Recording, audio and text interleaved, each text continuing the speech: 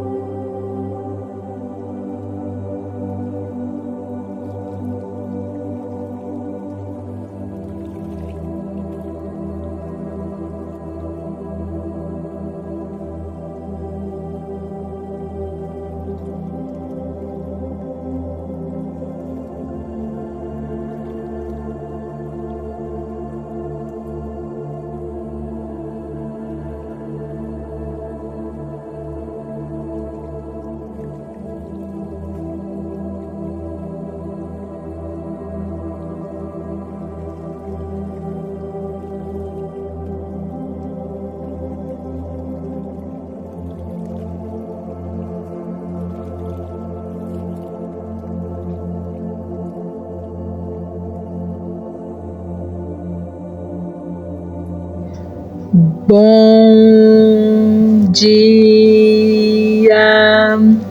Estamos de volta com as nossas reflexões matinais enraizados em Cristo. Nós estamos meditando na vida de Davi, o homem segundo o coração de Deus. E nós já estamos chegando quase ao final das nossas meditações. Nós estamos falando a respeito, da transição do rei Davi, passando então para o seu filho Salomão. Nós vimos ontem que houve, um complô, e outro filho de Davi, ele usurpou o trono mais uma vez, como Absalão, porque seu pai já estava cansado, velho, e precisava então ter tomado uma atitude de colocar seu filho Salomão no trono. Então nós temos aqui 1 Reis 1, 32 a 35, que fala assim, que logo após de saber das notícias, Davi se levantou da cama e elaborou um plano para levar Salomão ao trono. O rei Davi ordenou: chamem os sacerdotes Zadok, o profeta Natã, e Benaia, filho de Joiada. Quando eles chegarem à presença do rei, ele os instruiu: levem os conselheiros do seu senhor com vocês, ponham meu filho Salomão sobre a minha mula e levem-no a Giom. Ali os sacerdotes Zadok e o profeta Natã ungirão rei sobre Israel. Nesse momento toquem a trombeta e gritem: viva o rei Salomão! Depois acompanhe-no, e ele virá sentar-se no meu trono e reinará em meu lugar. Eu o designei para governar Israel e Judá. Davi então convocou propositalmente 3 homens específicos para escoltar Salomão no seu posto de autoridade legal. Natã era o principal profeta da época, e Zadok era o sacerdote, e Benaia um poderoso guerreiro. Para que a nação fosse forte, todas as 4 áreas de autoridade deveriam estar presentes: o profeta, o sacerdote, e o guerreiro e o rei. É interessante a gente constatar que o nosso Senhor e Salvador Jesus Cristo possui cada um desses títulos em si.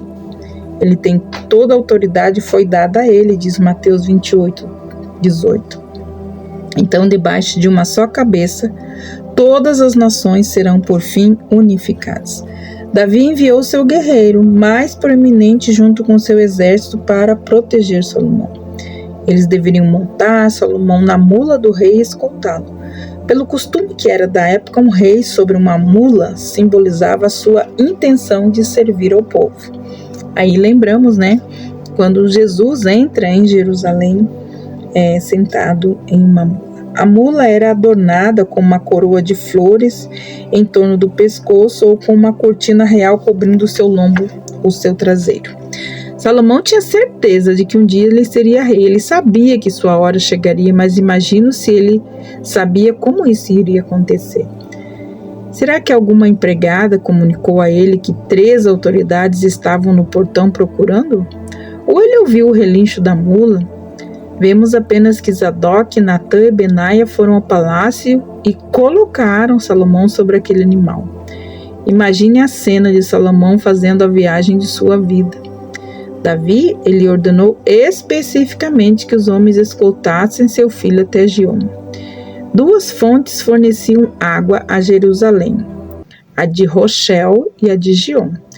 De acordo então com 1 Reis 1:9, Adonias fez a sua própria coroação na fonte de Rochel.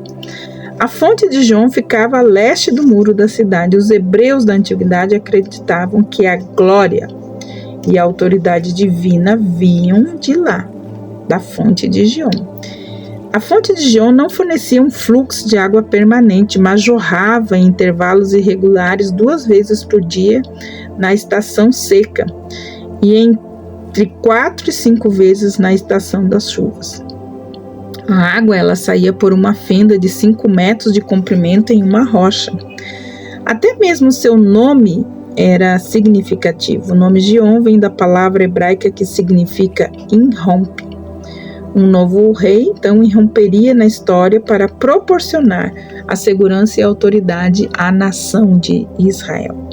O sacerdote Zadok pegou o chifre de azeite da tenda sagrada e ungiu Salomão. Poderia esse ter sido o mesmo chifre que passara a ser pela mão de Samuel?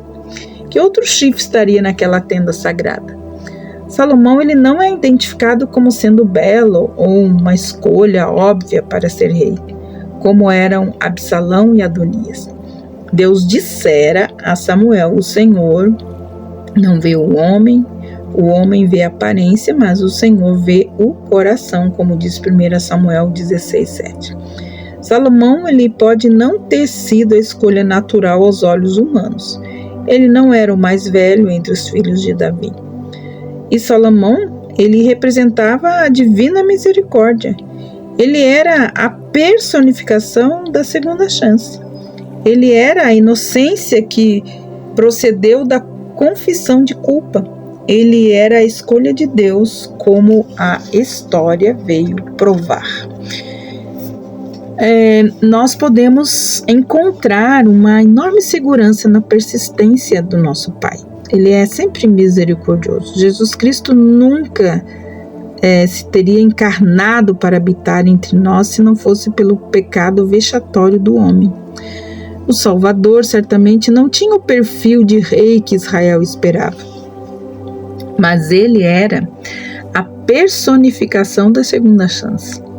Ele tomou a nossa culpa sobre os seus ombros inocentes e se fez pecado por nós, a fim de que pudéssemos, como diz a palavra de Deus, tornar-nos justiça de Deus nele. 2 Coríntios 5:21. Porque fomos feitos à escolha do Senhor. 1 Reis 1:39b-40 diz: tocaram a trombeta e todo o povo gritou: viva o rei Salomão! E todo o povo acompanhou tocando flautas e celebrando de tal forma que o chão tremia com seu barulho.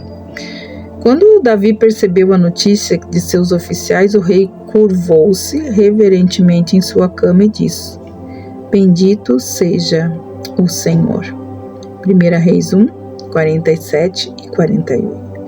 Esse versículo, então, ele registra a última vez que Davi usou a palavra rei no livro de 1 Reis, em referência a seu amado Davi. O Senhor escolheu escrever sua última menção ao rei Davi em uma frase eternamente vinculada, então, há duas atitudes. Primeiro, adoração. Fraco demais para se mover, Davi apenas se prostrou ali mesmo aonde ele estava. Em louvor também, ele diz: bendito seja o Senhor, o Deus de Israel, que permitiu que os meus olhos vissem hoje um sucessor em meu trono. O governo de Davi terminou assim como começou, oficialmente. Seu corpo já enrijecido prostrou-se perante Deus no seu último dia como rei, com a mesma entrega que ele demonstrou quando dançava pelas ruas de Jerusalém. Acaso não foi ele quem disse: bendiga o Senhor a minha alma, bendiga o Senhor todo o meu ser, no Salmo 103:1? Com tudo aquilo que estava dentro dele, Davi um dia dançou. Em seus últimos dias como rei, ele se curva em adoração e em louvor. Os atos desse homem foram muitas vezes contraditórios, mas uma consistência se manteve por toda a sua vida e por todo o seu reinado. Ele era um homem de adoração, um homem segundo o coração de Deus.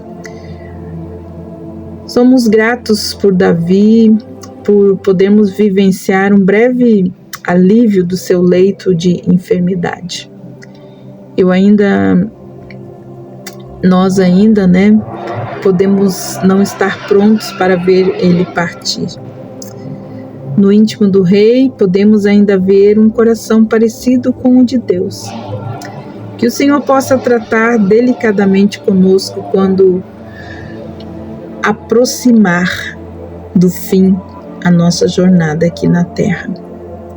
Que possamos ser íntimos de Deus, íntimos do Rei, e não termos medo de partir e entregar a Deus aquilo que é direito à nossa própria vida. Que Deus abençoe você e até segunda-feira com as nossas reflexões matinais enraizados em Cristo. Deus te abençoe e até lá.